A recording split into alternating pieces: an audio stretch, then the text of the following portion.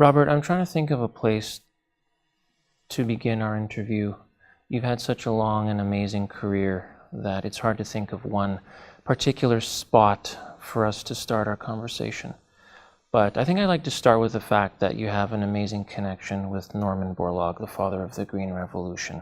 One of the themes at the NaPB meeting this year is training the next generation of plant breeders. I've interviewed each of the 8 Borlaug scholars.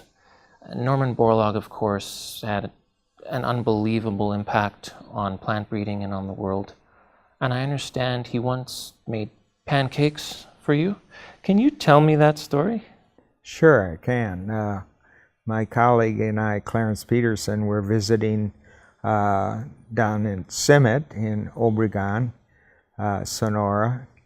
And of course, Norman is such a celebrity that it was hard to get time to meet with him, but he told us, he says, well, come out to the experiment station at 4:30 a.m. and I'll be there. And he was selecting plant among his plants based on their kernel type, and he would make himself Krusty's pancakes for breakfast, and so he made pancakes for both Pete and myself. So that was kind of a unique thing. But I guess one of the things I'd like to point out is what a hands-on plant breeder Norman Borlaug was, to be sitting there and actually looking at seed samples of his F2 plants from various populations and deciding whether he wanted to save them or throw them out. So that was interesting. How did you first start working with Norman Borlaug? How did that all transpire for you? Well, it was because I have my relationship with one of my mentors and my supervisor, Dr. Orville Vogel, and Norm and Orville were close friends. And Norman would visit Pullman frequently to discuss various breeding aspects and breeding philosophy with Orville. And as a young guy then, I could tag along and listen to these 2 great men discuss their breeding approaches and things that they were interested in. You've had many achievements in the area of wheat. I'm just going to refer to my notes here. You showed that the inheritance of semi-dwarf height in the wheat cultivar Norn 10 was controlled by 2 genes that were insensitive to a type of acid.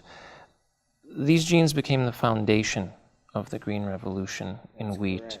That's pretty incredible. Sounds highly technical. Can you shed some light on that for me? Explain what you did and why it was so significant? Well, I hope so.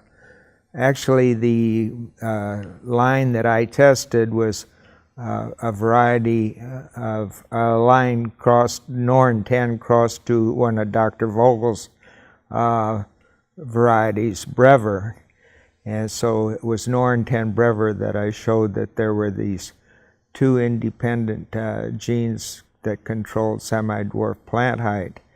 And and these were the 2 that were in the material that Orville shared with Borlaug to pave the way for the Green Revolution.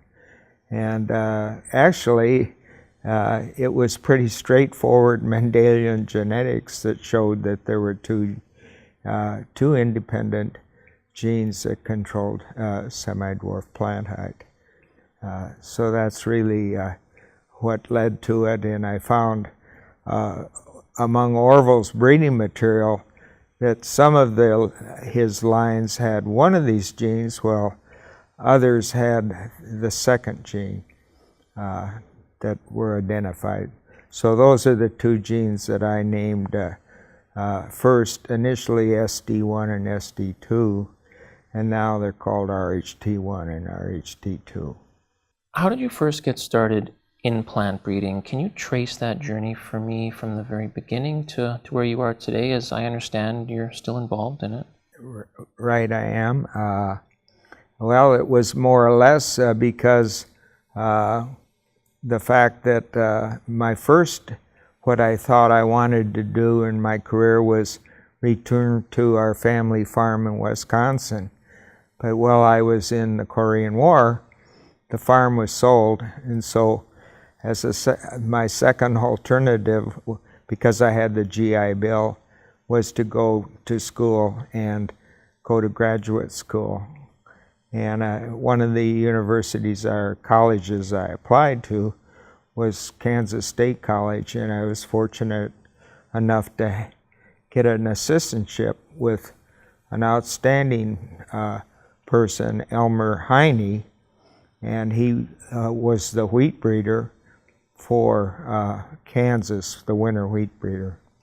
So that was my start. I actually came out of the Corn Belt and thought I wanted to work on alfalfa, but because Dr. Heine was, his crop was wheat, that's what I was working on too. So that's the story how I ended up, my introduction to wheat breeding and genetics.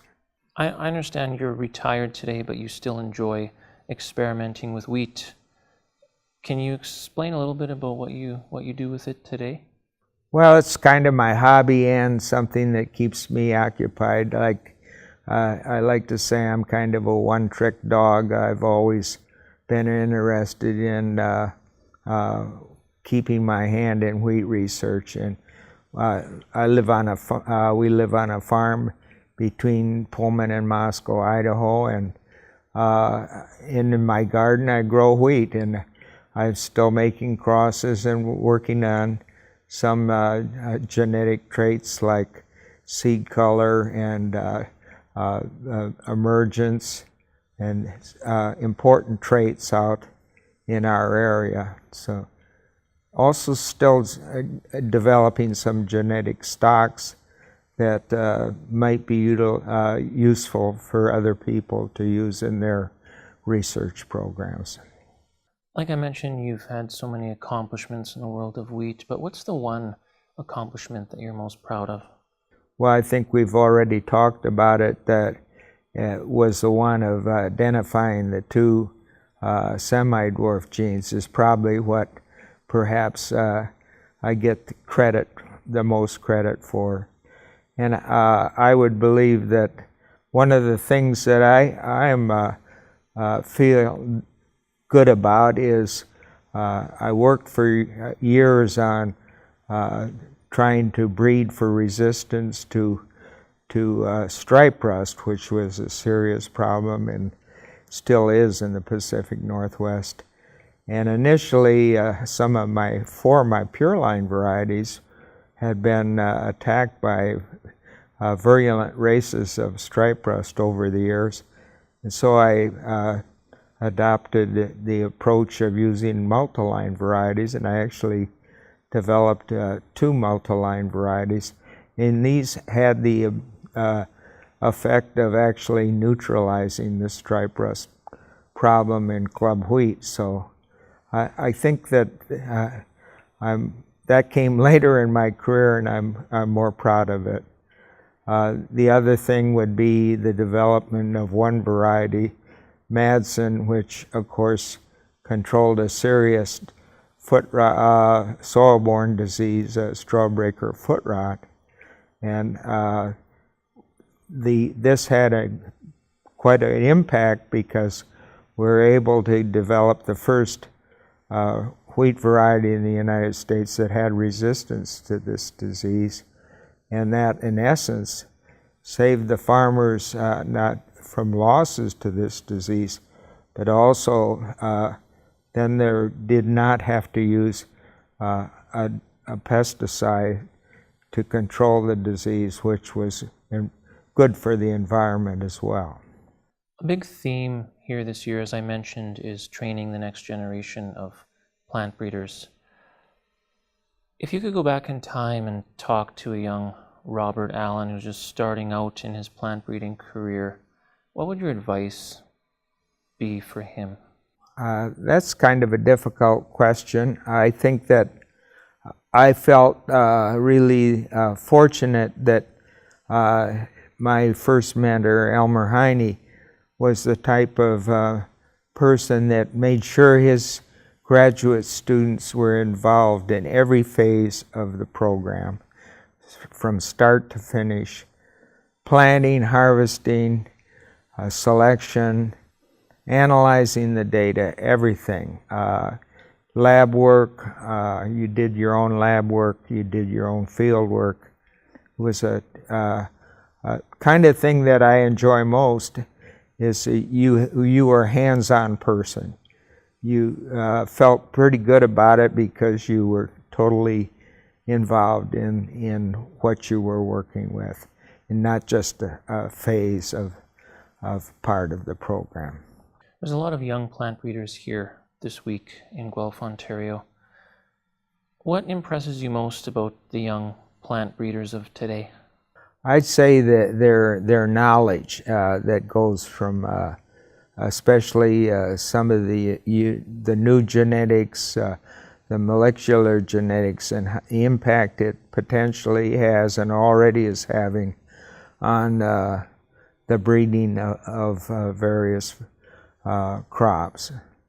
A good example of that is there's now using molecular markers for four-stripe rust resistance that is allowing the breeders to tell when they actually put together two or more genes for resistance and know that they indeed have them. And it's taken a lot of the guesswork out of plant breeding. So, but I want to stress that the lab work or the marker work can't be the total answer. You still need, I'm a strong believer in, you need to more or less spend time with your breeding material and monitor it closely so that you know all phases of how things are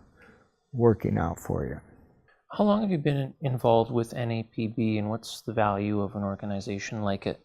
Well, I think actually my involvement only goes back to the meeting that was held in Pullman, because actually I retired in 1996, which predated much of the impact that NaPB has had.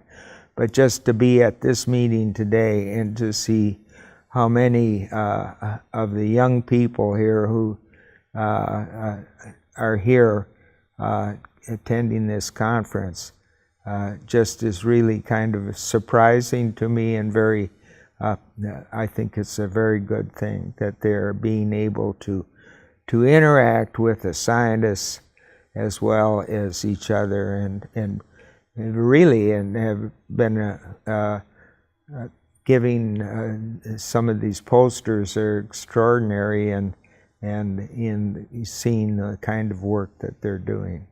Last but not least, what's the next big advancement in wheat that you would like to see?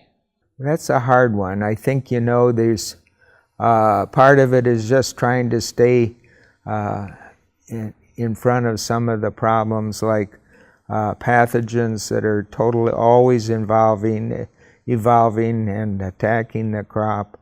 But I think that one of the things that we definitely need to do is make sure that we have a product that's saleable or meets the needs of the market. And for instance, in the Pacific Northwest, where almost 90% of our wheat is exported, we've had to learn what our customers want, which in many of the customers are in the Pacific Rim.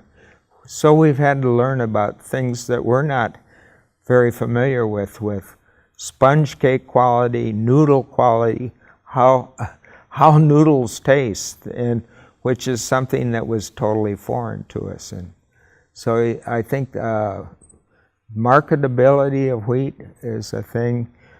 The other thing that I think that we need to pay attention to is the environment is changing, and we're going to have to make sure that our wheat varieties evolve right with the changing environment.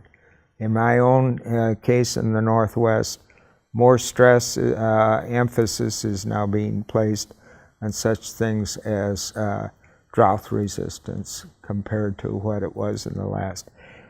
Cold hardiness, on the other hand, which used to occur at least every 3 or 4 years, cold damage, it has not been a problem in our area for almost 10 years. So things are changing.